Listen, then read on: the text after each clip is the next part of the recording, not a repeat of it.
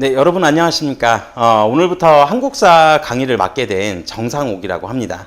이 한국사 여러분들 이제 공부하시는데 내용이 굉장히 많아서 시험 문제 푸는데도 좀 많이 어려움을 좀 느끼셨을 텐데 오늘부터 이 강의를 잘 들으시고 한국사 강의를 잘 들으시고 그다음에 이 강의에서 얘기하는 핵심되는 부분들 이 부분들을 좀 정확히 짚어내실 수 있으면 한국사 문제를 푸는데 전혀 어렵지 않게 문제를 풀이하실 수 있고요. 그 다음에 두 번째, 이 한국사 문제가 어떤 식으로 지금 출제가 됐는지 그 출제 경향들을 명확하게 파악을 하시면 핵심되는 내용과 그 다음에 출제 경향을 명확히 파악하시면 한국사 문제 만점을 받는데 크게 어렵지 않을 거라고 생각을 합니다. 자, 그래서 이 오늘 본 강의를 시작하기에 앞서서 이 한국사 문제가 지금까지 어떤 식으로 출제가 되어 왔는지 그 출제 경향에 대해서 먼저 한번 좀 살펴보고 그리고 우리가 이제 차후에 이 출제 경향을 토대로 해서 이제 한국사에서 핵심되는 내용들이 어떤 내용들이 있는지 그런 부분들에 대해서 좀 수업을 진행을 하도록 하겠습니다. 자, 일단 그 출제 경향부터 한번 좀 살펴보시면, 일단 뭐, 우리 다들 아시는 것처럼 여러분도 이제 한국사를 공부하시다 보면 선사시대부터 시작해서 현대사까지 굉장히 이제 범위가 좀 많이 펼쳐져 있죠. 자, 이 범위를 펼쳐놓고, 시대별로, 출제 경향들을 한번 좀 분석을 해봤을 때, 가장 이제 첫 번째 파트에 등장을 하는 선사시대부터 여러 국가의 성장까지 이쪽 파트에 해당되는 문제는 지금까지 현재 한 문제 정도 출제가 되고 있습니다. 뭐 많아야 두 문제 정도가 출제가 되고 있는데 특히 뭐 선사시대 같은 경우에는 최근에 유물 관련된 것 또는 유적 관련된 그림 자료들도 지금 현재 포함이 되면서 이 부분들까지도 좀 명확하게 인지를 하셔야지 답을 찾아내실 수 있는 그런 문제 형태로 지금 출제가 되고 있고요.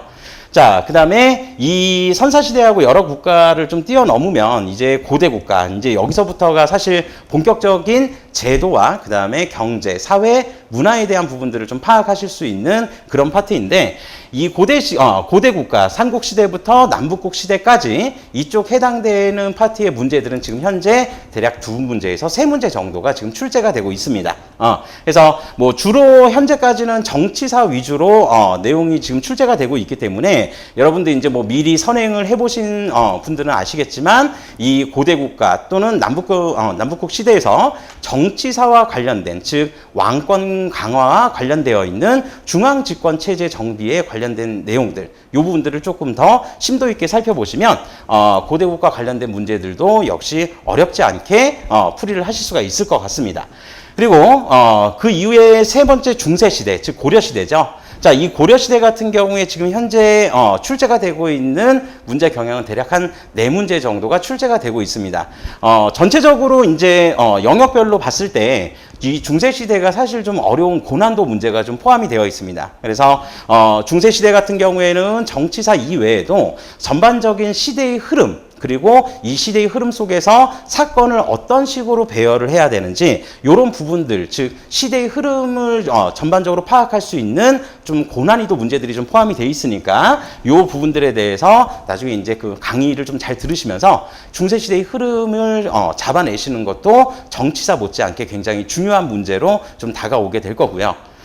자, 그 다음에 근세시대, 이제 조선시대죠. 조선시대는 뭐 여러분들, 해당되는 이제 여러 교재들을 한번 보시면 아시겠지만, 이 근세 조선시대 같은 경우에 조선 전기와 후기로 좀 나눠지면서, 전기하고 후기의 사회 변동상, 그리고 전반적인 정치 부분에 대한 내용들이 지금까지 자주 출제가 되고 있습니다. 그리고 뭐 조선시대 같은 경우 조선 후기에 새로운 문화적인 경향들도 많이 등장을 하는데, 요런 부분들도 앞선 시대, 즉 고대나 중세에서 살펴보기 힘든 그런 새로운 문화적 경향들이 좀 등장을 하고 있기 때문에 그러한 부분들에 대해서도 여러분들이 조금 디테일하게 공부를 하셔야지만 맞출 수 있는 문제들이 출제가 되고 있습니다.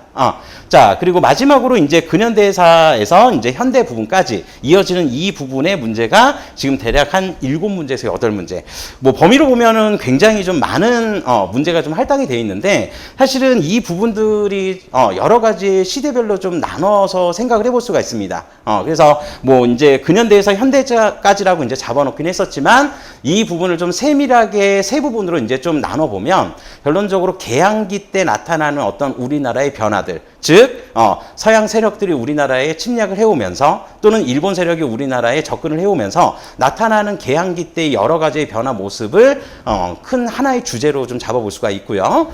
그 다음에 그 이후에 일제에 의해서 일제 강점기가 이제 시작이 되는데 이 일제 식민 지배 체제 기간 동안 일제의 식민 지배 정책과 그 다음에 한국의 독립운동들의 경향들을 파악을 하시는 게 굉장히 중요한 문제로 지금 등장을 하고 있습니다. 자, 그리고 이 일제강점기가 끝나고 나면 이제 현대사, 즉 이승만 정부부터 시작을 해서 지금 현재 이명박 정부 때까지 이어져 오는 어떤 전체적인 현대사의 흐름을 파악하시는 것도 굉장히 중요한 부분으로 지금 나타나고 있고요. 그래서 지금 일단 근현대에서 현대까지가 총 7에서 8문제로 나눠져 있지만 이거를 주제별 3가지의 주제, 즉 앞서서 말씀드린 개항기, 그 다음에 일제강점기, 그 다음에 현대사 이렇게 총 3가지 파트로 이제 나누어서 생각을 해보면 대략 한 주제당 2문제에서 3문제 정도가 기본적으로 출제가 된다고 보시면 되겠습니다.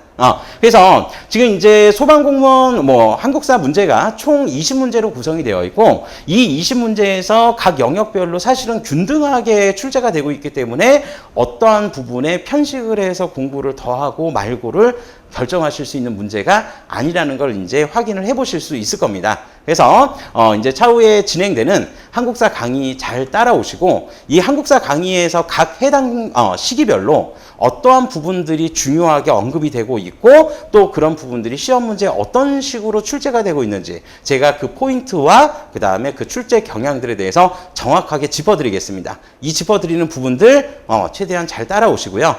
이 한국사 강의가 끝날 때쯤 여러분들 만족할 만한 성과를 낼 수 있도록 저도 최대한 돕겠습니다. 감사합니다.